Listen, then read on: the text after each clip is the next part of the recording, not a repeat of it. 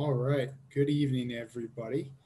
Thank you for joining us. I know there are still likely a few people that'll be trickling in as we get started, but I wanted to welcome everybody and kick things off. First of all, my name is Jeremiah Martin, and I work with alumni relations here at Loyola University Chicago. Specifically, I work with the young alumni community and the Gold or the Graduates of the Last Decade board, who is sponsoring this event. Um, we are so excited to have you all here for the final presentation of our Adulting 101 series. We have been so excited that we've been able to connect with everyone since we started this series back in August, and we hope that you've enjoyed participating as much as we have enjoyed hosting it for you. To finish the series out, we have a wonderful presentation on civic engagement by two incredible alum. Staying informed is incredibly important, particularly given this is an election year, but it is also one of the most important things that we can do in our postgraduate life is stay involved, stay informed, and be an engaged citizen. And so we have two wonderful presenters who will talk about that tonight. First, we have Summer Roberts. She is a double alumna and the Director of Community Engagement here at Loyola University. And joining Summer, we have a 2016 College of Arts and Sciences grad, Connor Culleton. Connor has worked in a variety of roles in government, including he currently manages a state Senate campaign in Will County. But before I turn it over to Summer and Connor, I want to go over a few housekeeping items. First of all, this session is being recorded and we will send out the video to everyone who registered for the event tonight. So if you missed something, don't worry. You'll be able to see it again in a couple of days when we send the follow-up email. Secondly, we will be hosting a Q&A session after Summer and Connor present their presentations. So if at any point you have questions for them or about their presentations, go ahead and use the Q&A button at the bottom of your screen and submit the questions. These can be submitted at any time and we will review these as they come in so we can get to as many as we can. So don't feel that you have to wait until the end to submit them. And finally, because this is a webinar presentation, all attendee chat and video functions have been disabled. But if you have any questions, again, feel free to throw them in the Q&A section. Without further ado, I will share Summer's presentation and we will go ahead and get things started. Thank you so much, Jeremiah, and welcome everyone. And thanks to Connor for co-presenting with me. I'm really excited to spend this time with you guys. And thank you for that great introduction, Jeremiah. Just a little bit about me. For the past 12 years, I've also worked as an election judge and an equipment manager at each and every election since 2008, since the Obama election in 2008. And I'm really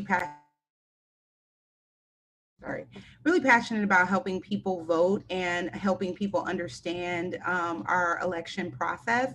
So I'm going to give you guys just a little bit of background on the elections system as it works in Illinois, which is what I'm most familiar with. I know you guys may be possibly all over the country, and in different states it works a little bit different, but my focus is mainly, and my experience is mainly Illinois. And then I'll talk a little bit about how our election cycles work. I'll throw in some opportunities for civic action if you want to get involved. And then I'll sort of transition over to running for office. And Connor's really going to kind of take the lead on that, just based on his background and all of the experience that he has to share with you on that. So going back to a quick overview, and you can advance to the next slide, Jeremiah, thanks.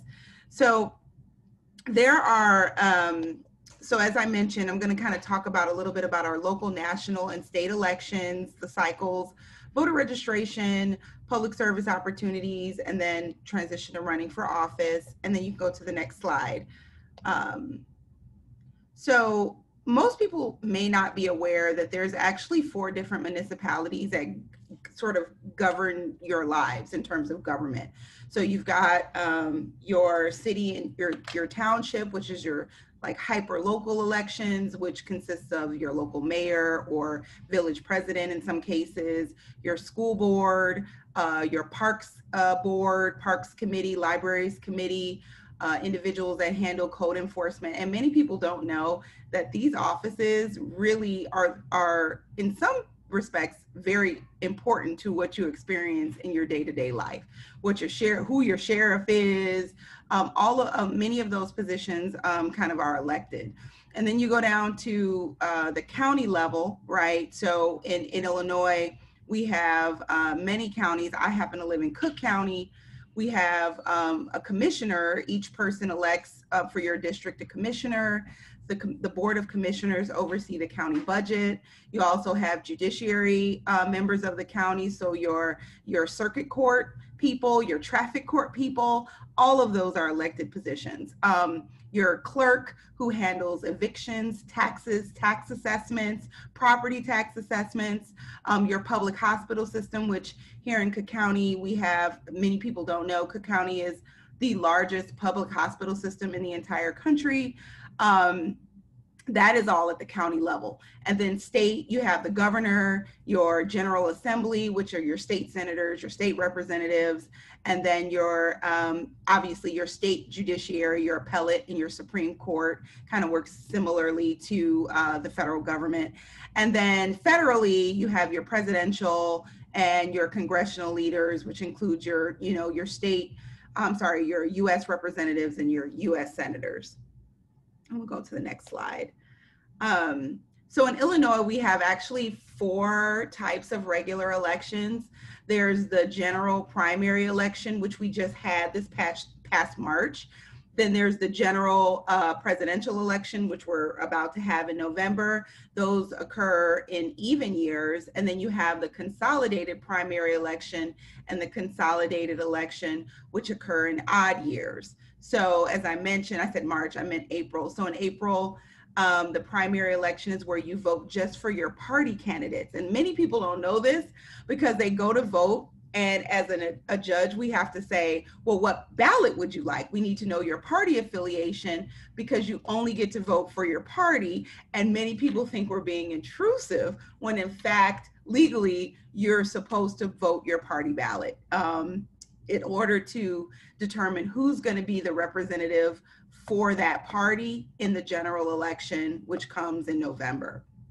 And then in between those years, there's the gubernatorial primary and general elections that happen 2 years after the 4-year, after the presidential election every 4 years. And then obviously you have the presidential election, which we're in now. And you'll see the following races that I have listed on your ballot, which includes obviously the president, your senator, your House representatives that are every 2 years, your state Senate, your state House, the state Supreme Court, the appellate court, local judges, et cetera, et cetera. And it's worth mentioning that oftentimes on those ballots are something called local ballot measures or referenda. So things will go on the ballot like if they want to vote your precinct dry, for example, like not sell alcohol on your precinct, in your precinct. That might show up on your ballot and it affects just you and the neighbors in that specific small geographic area. So there's a lot that ends up going on the ballot. Many people only vote for, the president, and sometimes they don't finish the ballot. But these are also important races for us to know about because they do affect kind of our everyday experiences as citizens in our municipalities. Let's go to the next slide. I'm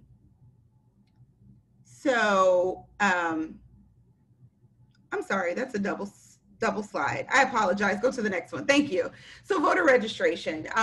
Many people don't know that voter registration is actually managed by the Secretary of State of your state. In Illinois, it happens to be Jesse White. And the people that run the elections are the county. So in Cook County, it happens to be the Cook County Clerk's office. Why is that important? Well, you can vote for the clerk. So if elections in your community are not run properly, you're seeing long wait times, you're having problems at the polls, your Secretary of State and your clerk are 2 offices that really kind of govern that whole process. And those are the people that you may need to reach out to if you're experiencing difficulty.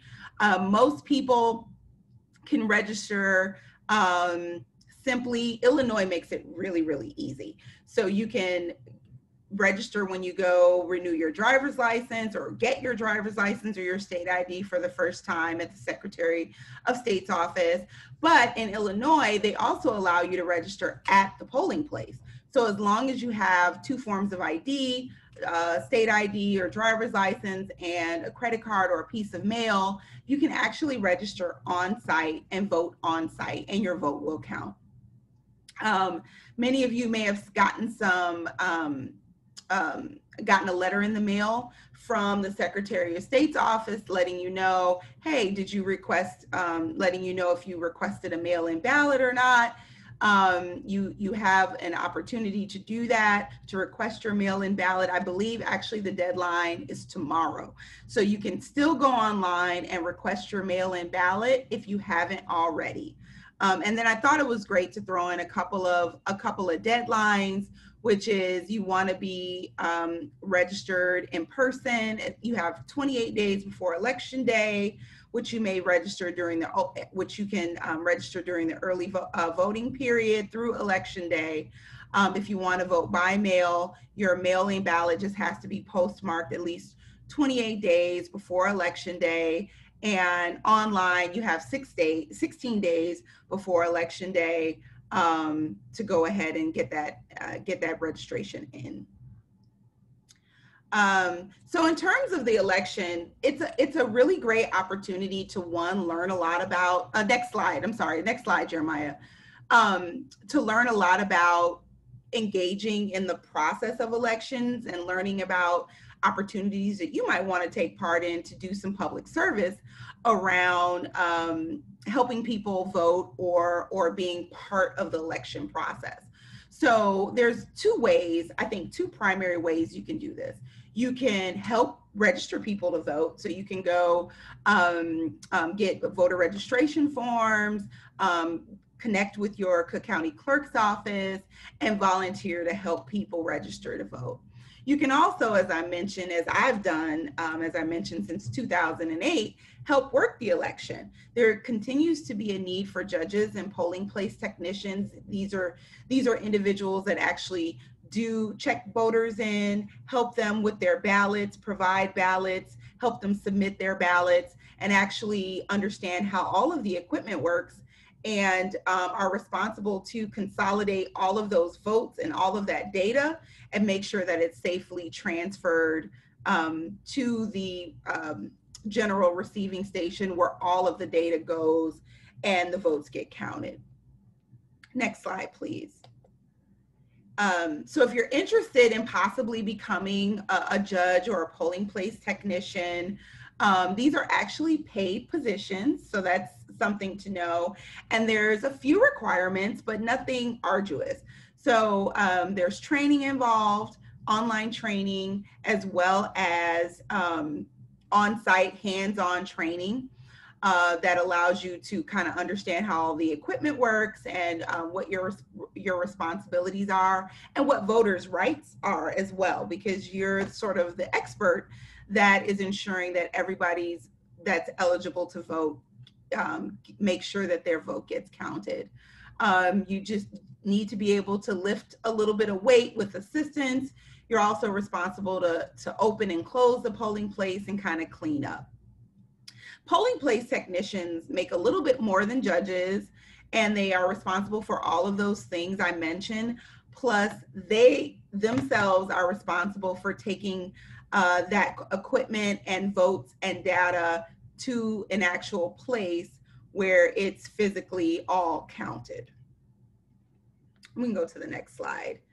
And as I mentioned, I'm sorry, this slide got a little wonky, but I happen to work in suburban Cook County. So these are the rates of pay for just suburban Cook County. You know, Connors and Will, they're all about the same in Illinois.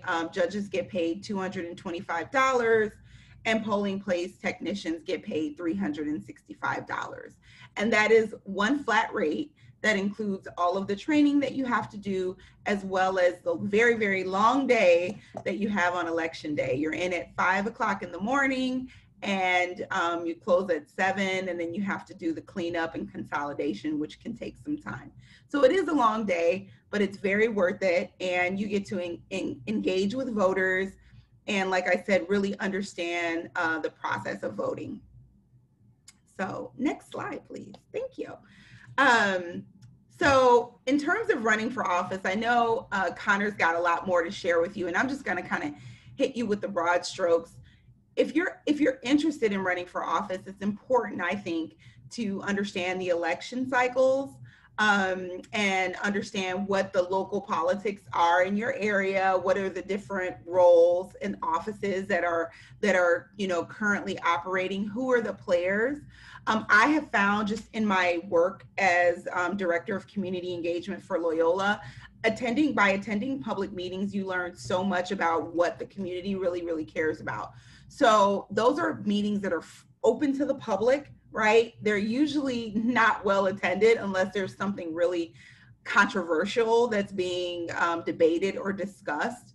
But it's a great way to kind of, like I said, learn who the players are, as I mentioned, and what is our hot button, I should say, issues in the community. Another way to get involved is to join volunteer boards. Like, for example, I sit on a chamber board, the Chamber of Commerce board, which has a lot of interactions with local elected officials, especially if it's things like zoning or new buildings. You get to really learn what people feel the community needs, and it's a great opportunity to kind of, on a very local level, have a clear understanding and engagement opportunities with other neighbors as well as community leaders. And then lastly, you can volunteer on a campaign. That's a wonderful way to not only kind of get your feet wet, but learn how to kind of communicate with people, learn how to talk to people, how to advocate for different initiatives or ballot measures or candidates. It's just, it's volunteer, but it can open a lot of doors for you, especially if you're considering a future in politics. So next slide. So resources, I thought it was great to kind of throw in some additional resources for you guys.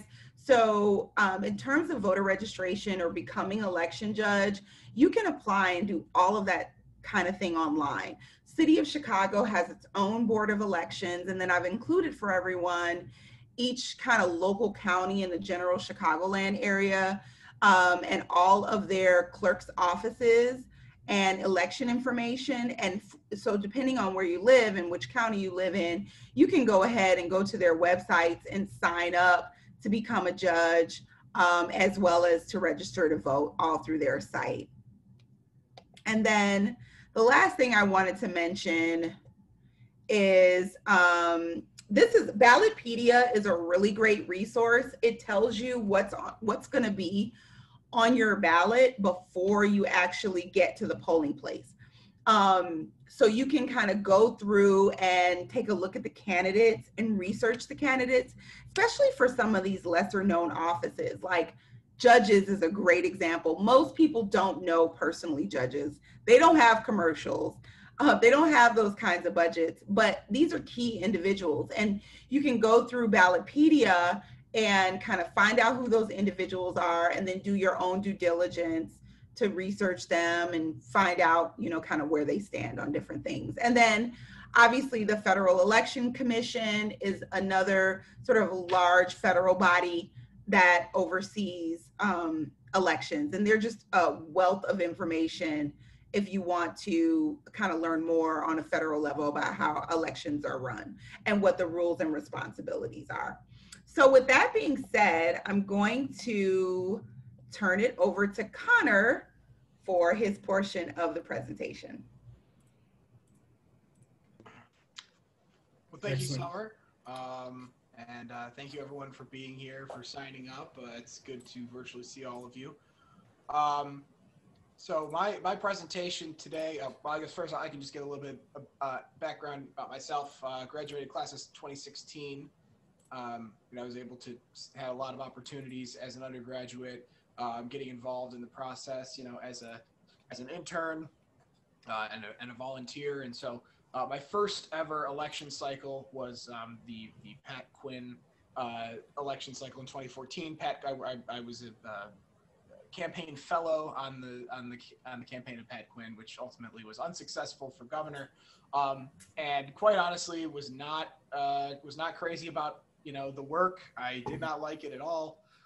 Never wanted to do it again. And then of course I came to realize this work is really important. This is how the process functions. And of course 2016 rolls around, graduated an election year. And I ended up working on a local state Senate campaign in 2016. And I've been kind of doing state and local politics in and around Illinois. Was in Iowa for a while last summer with the Biden campaign. So just really trying to see a lot of different levels. And today what I want to do is share some experience with all of you, so that I think there's so much vitriol and there's so much rhetoric, and it can be intimidating to get involved with the political process, whatever that means for you. And so my purpose in this presentation today is to kind of break it down for you, maybe get rid of some of that intimidation and just share some experiences that I have, and hopefully demystify this process. Jeremiah, go ahead to the next slide. So the first subject obviously is voting. Voting is, I think, where most people begin their political engagement. It's the I guess base level of what you need to do to call yourself civically engaged. I think is go ahead and vote in every election you possibly can. So know when those municipal elections are. Vote in the midterms. Vote in the primaries and in the generals. Just vote on every opportunity that you have. Summer touched on this a little bit more. I think endorsements and voter guides are very helpful. Maybe you don't have the background and all of the knowledge about a race, but someone that you do trust, whether it be a leader in your community, or a group, an advocacy group, whether that be the Chamber of Commerce, whether that be Equality Illinois, Moms Demand Action, whatever that might be. Those advocacy groups and individuals will make endorsements. You'll also see endorsements from professional organizations and unions. If you want to engage with the political process more through your workplace, if that's the way that you engage with the process, I would point you in that direction. And judicial retention is one that I think that is can be the most intimidating part of the ballot. You're going through your voting and then you see all these names and it is kind of confusing. I would point you in two directions there. I point people in two directions, and the key really is to do the research, and because there is information out there, it's not always easy to find in a pinch, but you can bring notes in when you go to vote. Know that I think there's case law that says that you can bring your notes in when you go and vote, so they the poll workers can't take it away or anything like that. And I would recommend bar associations, which is just members of the local bar that practice law in a given county or a jurisdiction. They will release their, I guess for lack of a better term, their reviews.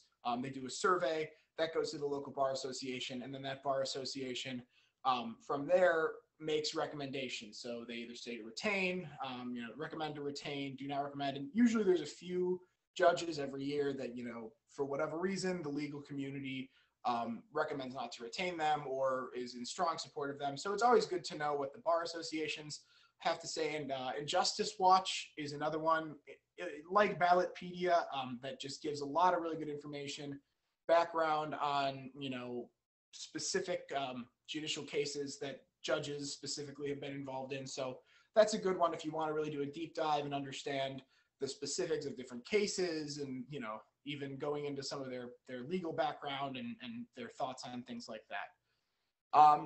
And I don't need to go too far into how to vote, but this year obviously it's a little bit different. Voting by mail is huge, as it's been a topic for at least a month or two now. So and I guess my main objective here is just to clear up a couple of a couple of pieces of misinformation that might be out there. So the first thing is that all ballots that are postmarked on or before Election Day must be counted. So I'm talking about the ballot that you actually sign, fill out, and send back in.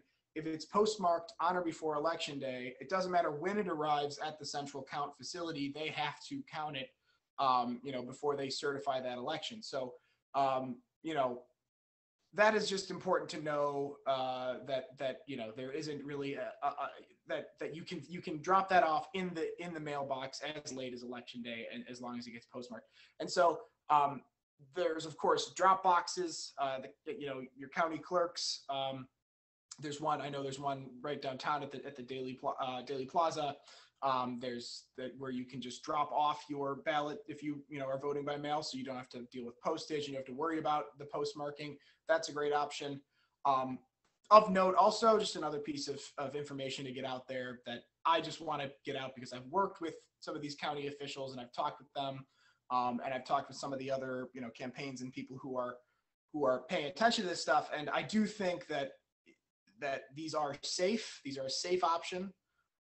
They're under 24-hour video surveillance. So they're supposed to prevent tampering, and they're taken to the central count facility, at least in Will County, from what I've heard, by bipartisan teams of election workers. So they're trying to prevent tampering by having representatives, so to speak, of different political parties go together to these locations and take the boxes. So again, there's just a lot of steps being taken to ensure the safety of this election. And I want to get all that out there so that whichever way you decide to go and vote, that it's going to be a safe and fair election, and that your vote is going to be counted, your voice is going to be heard. And finally, in person is of course an option this year. Like I said, you can vote early. I went downtown last week, voted at the Loop Super site. They've got one in-person site for city voters, one for suburban voters. There obviously was a line out the door, but that was more to do with social distancing, and it took me about 30 minutes. So those are already up and running. There should also be some, satellite locations out in suburban Cook County in the townships, which should be available online. And of course, Election Day voting is also an option this year. I've actually talked to a number of voters who are still going to vote that way. So if you choose to vote on Election Day in person, that will also be an option, and we'll be watching and making sure that, again, there's no irregularities, and that everything runs smoothly. Next slide.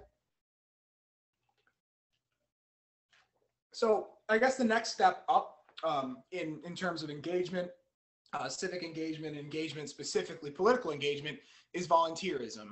And I would just break this down from my perspective, what I'm familiar with, which is campaigns and volunteering on campaigns, which is obviously something that relies on civic engagement and volunteering.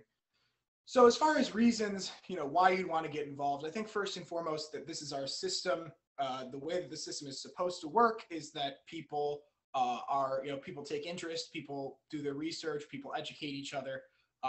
If we don't do that, it doesn't work.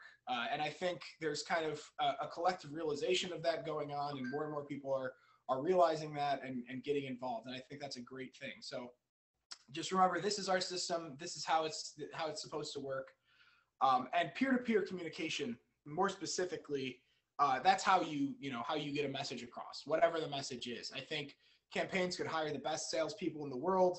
They could create a sales force, and it still wouldn't necessarily work. And in fact, I know people who've tried that and it hasn't worked, because you at some point need people to engage with a cause, organically and from the grassroots. So the communication has to be peer-to-peer for it to be authentic, and to really kind of have important conversations that move values-based conversations forward. And finally, organizing your community is a great reason to get involved, because I know a lot of times some of these some community organizations and different legislative and political fights and organizing turn into community organizing. So you end up meeting your neighbors, strengthening the community in different ways. It builds resilience so that you can deal with challenges as they come up. And I think that's all very good. Wherever you live, it's always good to get to know your neighbors and to work together.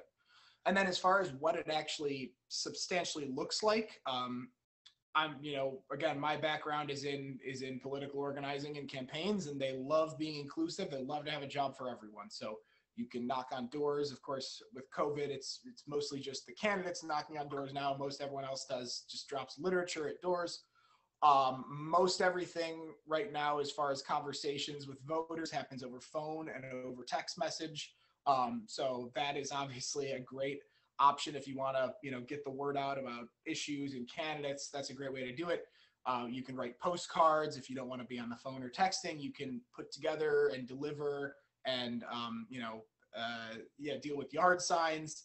Get your friends to put out yard signs. So there really is something for everyone. And as far as how can I get involved, I think the answer is different for everyone, but definitely look local first. I think, the more local interaction, political issues that we have, that the more interaction we have with these political issues, and just the more focused you can be, the better. And I think anyone who has time and desire to get involved on a campaign as a volunteer, or whatever that might be, it is a good volunteer. If you deal with volunteers, is worth their weight in gold. It really is extremely valuable and helpful. Go ahead to the next slide. So the advocacy is, I guess, let's say, you have, you've gone through the steps of political campaigning, right? There's been a campaign, someone's been on the ballot, they have their message, they're delivering their message to the people. They have run a campaign and they've gotten their votes and they've won political office. Advocacy is more dealing with how do we actually govern, really, is what I want to talk about with advocacy. So, and this is another one that, people can get very, they can get kind of overwhelmed by it and intimidated by it. And I think it really is something that is accessible. It's something that everyone can do. So I guess the first thing to know is who to call. Every issue will touch a lot of different levels of government, in one way or another, whether it be, say, there's a pothole on a local street. Well, that's more of a, municipal issue, whereas you want a stoplight on a major highway is more of a state issue versus, something with an interstate road would be a federal issue. So just knowing who to talk to at the right time, and doing a little bit of research to understand who is in charge of whatever it is that you're trying to affect is helpful. Because, every person that I've ever known who answers phones in a government, office, is, of course, more than happy to help you find the right person to talk to. But, knowing I'm going to call this office because the state manages this road, for example, is just, a helpful place to start. So you once you know who to call, I think it's really important to know who you're talking to in the office. That is an extra step that I think can make all the difference, because this is another thing that through my my undergrad education, I had a lot of experience with interning and working in different offices where I'm answering the phone. So sometimes it's an intern, or it's a junior staffer. Sometimes it's a district director, so it's the manager of the office for an elected official, which would be someone, of course, who's a little bit more versed in the issues and a little bit more able to kind of move things forward for you. Whereas if you're talking to an intern, in all likelihood they're just taking in information and they're going to pass it along to someone. So just kind of having a sense of who you're talking to and where in the process things are for you. And then as far as what to say, I think you should give, any information that you're comfortable giving. When you initially call some of these offices, sometimes you are just saying, hey, I think that you should vote this way on this piece of legislation, and then hang up. That is, that's fine. You should also make sure you give your name, phone number, and email, some way to follow up with you, and your zip code. And the zip code is really often just to make sure that you have some kind of, you live in that district, or you have some kind of connection, because that's ultimately what they're going to want to know in a lot of cases. Is they're going to want to know that you're not just coming from outside and agitating about things, and that you are, either maybe you work somewhere or you live somewhere. They want to know, what your kind of connection is to the issue. And then don't be afraid to request meetings. I think it's important if you have your basic, I guess you could call it an elevator pitch, if you've decided to call a public official's office.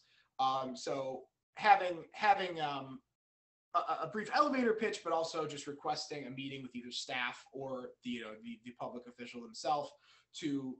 That's then where, if you have 15, 20, 30 minutes to just kind of make your case and make your statement, and hopefully from there it then is the job of the district office staff, the elected official himself, and kind of all the apparatus around that, whatever resources they can pull in to kind of make something productive out of that constituent input. And just I just want to reiterate that there are, there's people, there's professionals, and there's offices and infrastructures that exist specifically to take constituent input and turn it into something productive. So that's something to know, and it's something to take advantage of, because I think more often than not, there are things that we can do about certain issues that we see around us. And I think if we take action and get organized and, demand certain things from the government, there often is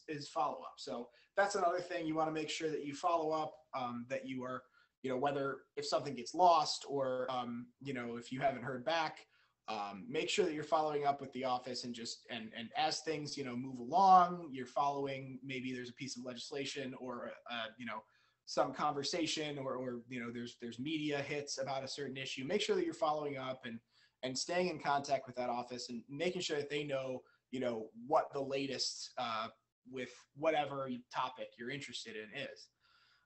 And then I just did want to talk about a couple of advanced, more advanced advocacy techniques that I've seen used. And there's just two that come to mind, because I think advocacy, and I've seen a lot more of it in recent years, of just people posting a lot of the times on social media.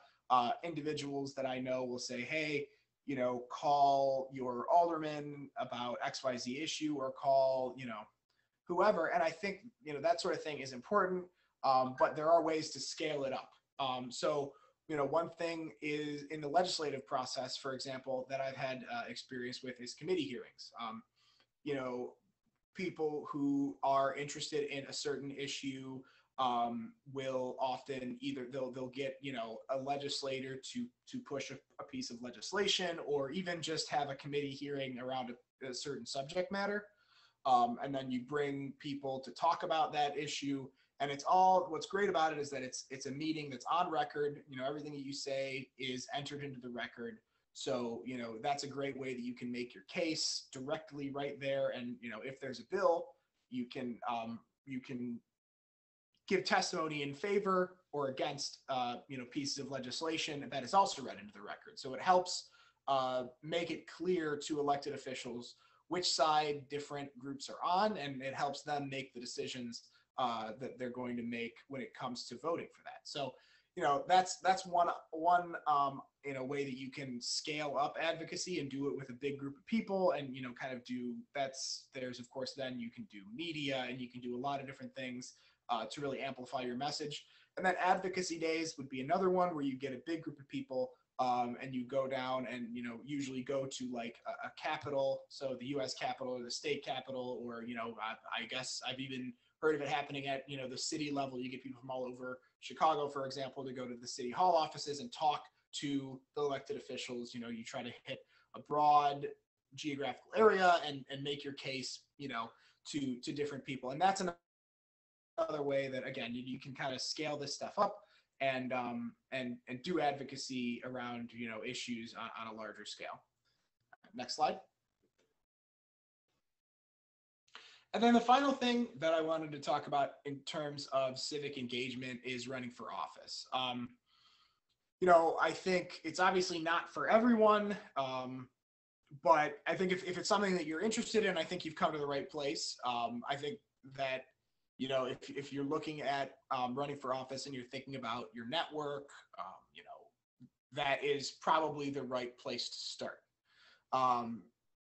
And so if you're interested, there's just, I have a few, quick items here, and I would love to, to talk more in depth. If you think that running for office is for you, I'd be happy to talk to you about it. I think that, like I said at the beginning of this talk, intimidation, the vitriol holds a lot of people back. And I just want to stress that this stuff is difficult, but it's not complicated. That's kind of my motto. And I think when you keep that in mind, it's a really, can be a very powerful thing, and it helps, keep good people running, and keeps good people in charge of our system. So the basic structure of any campaign team essentially is into three different sections. You've got finance, field, and communications. Finance is what it sounds like. You're raising money, spending money, figuring out how to just keep the revenue running, and kind of the other side of that is dealing with the coalition and figuring out, okay, really who supports this candidate, who supports what ideas and why. And I think once you know that, that's really the basis of fundraising is, who is our coalition. Field is more about communicating with voters. So that's, your traditional, knocking on doors, phone calls, opening offices, and doing events, things like that. And so field, obviously is changing very rapidly with the pandemic, but that's still a huge part of campaigns, and that's still a lot of the day-to-day and a lot of how the message gets out. And finally, communications, that's just public relations, essentially sending out press releases, doing, digital media, TV, print, all that good stuff. That all happens through communications. And as far as the process, I think Summer went into this pretty well, but I would just say from the angle of, if you're thinking about it, kind of what are the things to keep in mind. I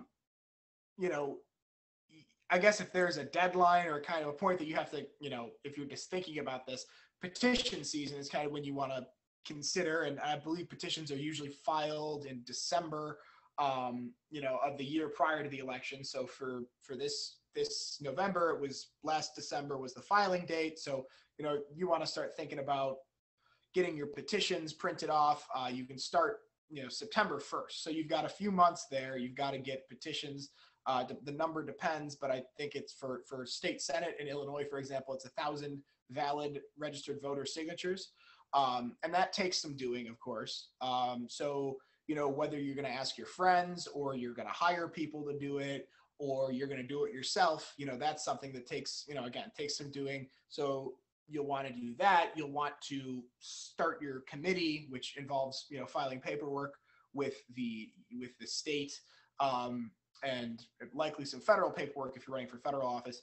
And so from there, once you're on the ballot, you'll want to start raising money. And again, think about your coalition and what issues bring who to the table, and having those kinds of conversations. And then, again, broadly speaking, the next step is to just get your message out there, communicate with voters over media, face-to-face events, over the phone, at the doors, whatever you can do, you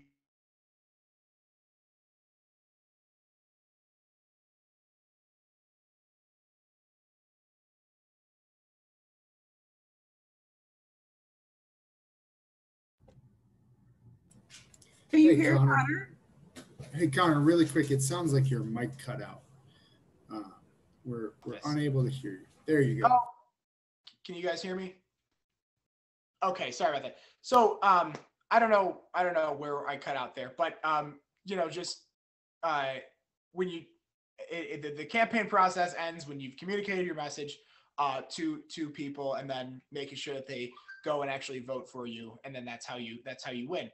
And then as far as like, if you're thinking about this, like I said, I would love to talk to you. I would say start small, school board, local school council, water reclamation, whatever it is, village board, start small and really engage with something that is, a small local issue, something that you can affect. And I think you'll find that when you have one success, you can build on that. you meet more people, you bring more people in, and really that's what this is. You need to know what issues matter to whom and why, and that's, I think, what makes a successful, elected official, politician, whatever you want to call it. And finally, and I said at the beginning of this slide, you want to think of this as kind of a networking activity, because that is really what politics is it is a series of networks and knowing people and being able to ask people for help when you need it. And so I think the number one thing that you can do if you're thinking about this, I think you've got a little bit of time before the next filing date, so you've got some time to think about it, but think about who's in your network. Think about who you can go to for finance help or field help or communications help. And ultimately, those are the people that you want to have around you. Those are the people you can want to approach. And that is, again, that is really the act of running for office is just an act of engaging your network and using it. And so I hope, that's about all I've got today. And I hope that, you all were able to just learn a little bit more about the way the process works. Maybe it's a little bit less, scary now. And maybe, some people are even thinking about ways to get more involved. And I really do encourage that. I think we're seeing a lot of really positive things, people getting involved and sometimes for the first time or getting more involved or digging deeper and getting more involved in this type of thing. And I love to see it.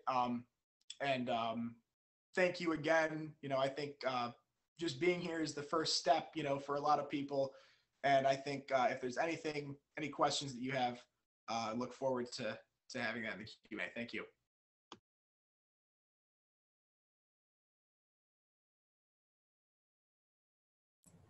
Excellent. Well, thank you to both of you for that presentation. We only have a few minutes left here, and we had some questions that came in prior to the start of the presentations. But if you have any questions, feel free to drop them in the Q&A, and we'll try to get them to them as quickly as possible. One of the questions, and Connor, you briefly touched on it, but it's kind of on the idea of starting small. A lot of times when we're engaging in our community, there are some frustrations that we get, whether it's a busted water line or the parking or the traffic is incredibly frustrating in our area, or sometimes the street lights are out and they haven't been fixed for several months. So and that is actually part of the civic engagement process. How do we know where to go when we have little frustrations like that or issues that we'd like addressed? How can we find out where we need to go to make sure that these things are getting handled?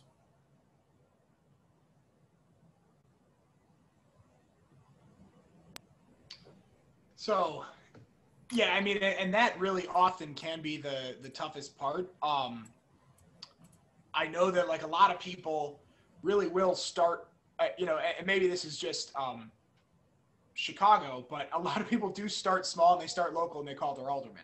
So, I mean, that is something that, you can always do. As an undergrad, I interned at an alderman's office, and oftentimes you would get something that becomes a federal issue.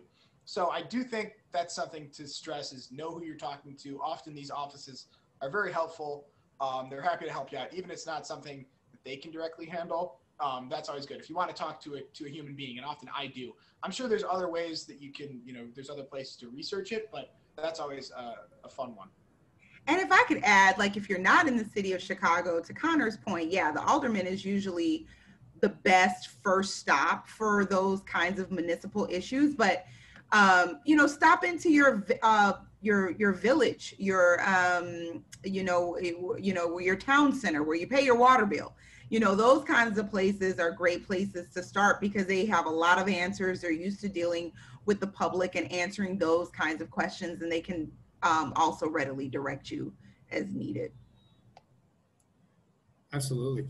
I know something that has been a frustration in years past is, this argument, particularly as it comes up with the presidential elections, this idea that your vote doesn't count, that the presidential election is determined by the Electoral College. Could either of you speak to that and the importance of the individual voting and how that actually influences the presidential election?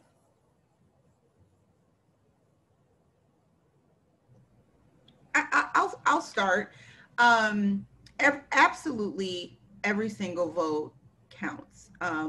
You know, there's a lot of time and money spent on the election, the management of the election and the election process to ensure that every single vote counts. And the purpose of the Electoral College, though, is to ensure that some of the smaller states who have smaller populations are not lost, right, in the process. So New York City doesn't get to decide who the president is, right, because they've got all the people there, or they've got a large number of people there, and people in, let's say, Montana don't ever stand a chance. So the goal of the Electoral College is to kind of equal that playing field as it relates to states and state populations.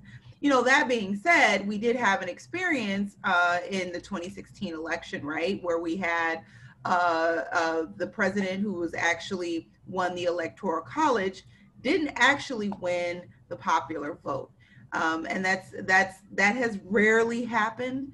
And it has called into question for a lot of people the relevance of the Electoral College in this day and age. And I think there continues to be an ongoing debate about that. And I can see in the future that there may be changes in terms of, you know, how we conduct elections going forward. But that being said, though, I think we cannot use some of those circumstances to prevent us from exercising our civic duty and exercising our right, because we're disenfranchising ourselves if we do not engage.